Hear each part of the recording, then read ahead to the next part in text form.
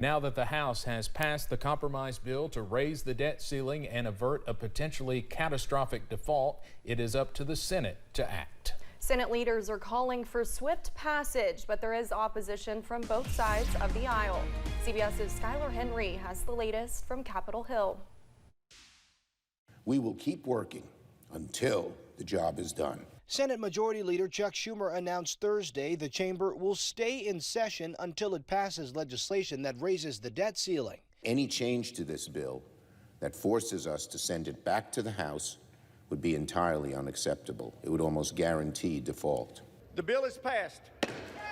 Last night, the House passed the Fiscal Responsibility Act with ample bipartisan support. The deal the House passed last night is a promising step toward fiscal sanity.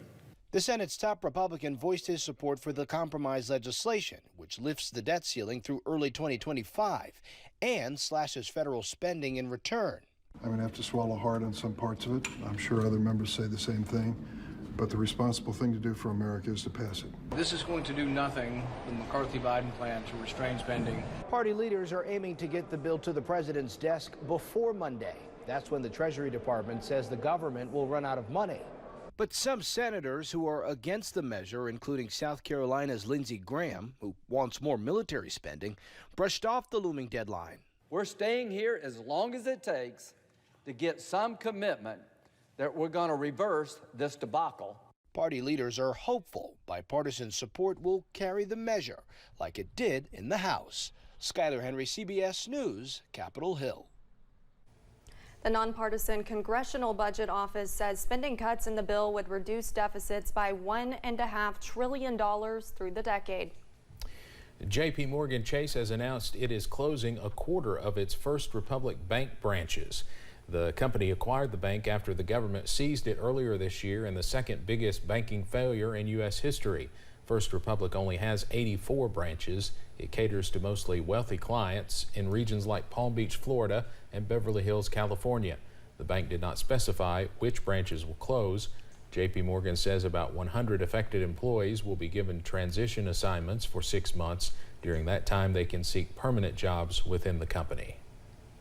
J.P. Morgan Chase's CEO, Jamie Dimon, denied knowing about internal bank concerns about Jeffrey Epstein's criminal conduct during an 8-hour deposition last Friday.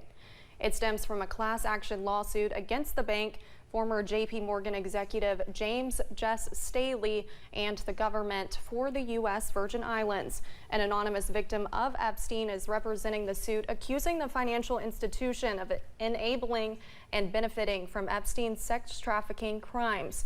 This from a redacted deposition transcript obtained by CNN after the parties agreed to release the transcripts. They were initially confidential. New information confirmed by CBS News and first reported by CNN could mean more legal trouble for former President Donald Trump. He was recorded talking about a classified document that he kept after leaving the White House. Dozens of papers marked classified were seized from his Florida home last year. CBS senior investigative correspondent Catherine Herridge is at the Justice Department with more. Two sources familiar with the matter tell CBS News the audio tape is from a meeting 2 years ago at former President Trump's New Jersey golf club, more than a year before federal investigators searched his Mar-a-Lago estate in Florida and seized records marked classified. The existence of the tape was first reported by CNN. Two sources say the recording captures Trump acknowledging there are national security restrictions on the Pentagon memo, the detailed potential plans to attack Iran. One source said that Trump stated he should have declassified the record before leaving the White House, apparently contradicting recent claims at a CNN town hall. I have no classified documents. And by the way, they become automatically declassified when I took them. In his autobiography, Trump's former chief of staff, Mark Meadows, appears to describe the New Jersey meeting, where Trump recalls a 4-page report that contained a plan to attack Iran, deploying massive numbers of troops. He possessed the classified document, and he had the intent to possess that. Scott Frederickson is a former federal prosecutor. This is a huge piece of evidence for the special counsel. It'll be highly influential in the decision of whether or not to indict the former president. And certainly, if there were to be a trial, this would be mighty powerful evidence, a tape recording of the president himself. In an interview on CNN, Trump attorney Jim Trusty did not dispute the facts of the reporting, but accused the FBI and Justice Department of a leak campaign. The special counsel declined to comment, but there are indications that his investigation into Trump's handling of classified information may be in its final stages. Catherine here at CBS News, Washington. The audio tape is now part of a special counsel Jack Smith's criminal investigation, and sources tell CBS News it has been the focus of recent grand jury testimony in Washington. The White House says President Biden is, quote, totally fine after tripping and falling on stage this afternoon. After saluting and congratulating each graduate of the U.S. Air Force Academy, President Biden turned to walk back to his seat and tumbled, landing on the stage. The White House communications director later says a sandbag on the stage led him to trip. After a few moments on the ground, two men who appeared to be part of his Secret Service detail helped the president to his feet. An Oath Keepers member who took part in the January 6th Capitol attack has been sentenced to more than 4 years in prison for seditious conspiracy. Roberto Menuda was part of Roger Stone's security detail on January 6th before joining the riot at the Capitol. Prosecutors described Menuda as one of the Oath Keepers' leader, Stuart Rhodes' most trusted men. Prosecutors say Menuda was not initially at the Capitol but sped over in a golf cart when he learned of the breach. They say once inside, he joined a crowd pushing against police.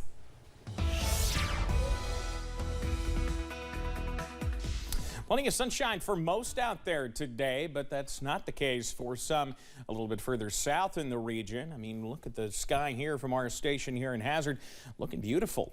Just a few fair weather clouds, 82 the current reading in Hazard, but that's different. That is a difference from what we were dealing with earlier in portions of Pulaski County, where some folks that were on Lake Cumberland were seeing some rather ominous clouds coming at them from the north and east. Those storms have completely faded. Another downpour went right on top of Corbin and is working its way down 25W into portions of Whitley County at this point. Most of us are dry, but again, watching a few of these downpours down into portions of Bell in Whitley counties now. Not a whole lot with these. They'll continue to diminish as we head through the rest of the evening. Low to mid 80s out there. Look at Irvin at 85. Manchester was at 86 a little while ago. Harlan's at 86 now as we're starting to dry things out there. But where it's rained, they're sitting in the 70s right now. Dew points remain for the most part in the middle and upper 50s, so it's not humid outside except in areas that have seen the rain with those dew points in the 60s, even 70 at Somerset. Your forecast first through the next 12 hours will continue to see mostly clear skies in areas that are working through those storms. They'll start to diminish down into the 60s as we head through tonight.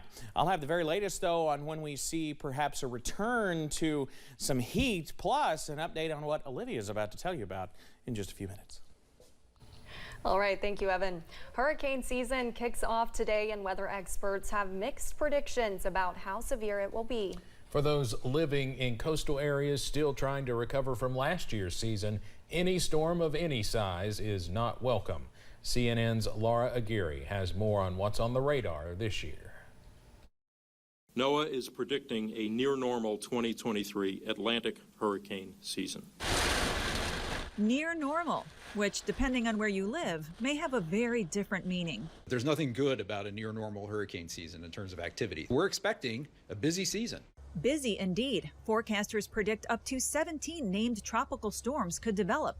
Of those, 5 to 9 could become hurricanes, and possibly 4 of those could become major hurricanes, Cat 3 or higher, with sustained winds of up to 129 miles per hour or stronger. That raises the prospects for significant impacts. On day 1 of the season, the National Hurricane Center is already tracking a potential tropical system in the Gulf of Mexico. They say it could develop into the season's first named storm. If that happens, it'll be Arlene, the name topping the list for 2023. In this case, the NHC says landfall is not expected.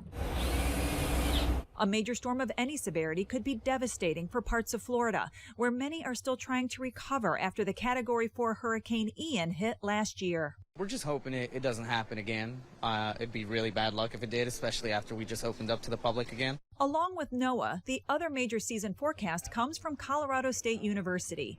Researchers there say they expect a slightly below average season. one that will last until November 30th. I'm Laura Aguirre reporting. Weather experts say this season's activity will largely depend on two competing factors: El Nino, which inhibits storm development, and near record high ocean temperatures, which will help fuel hurricanes.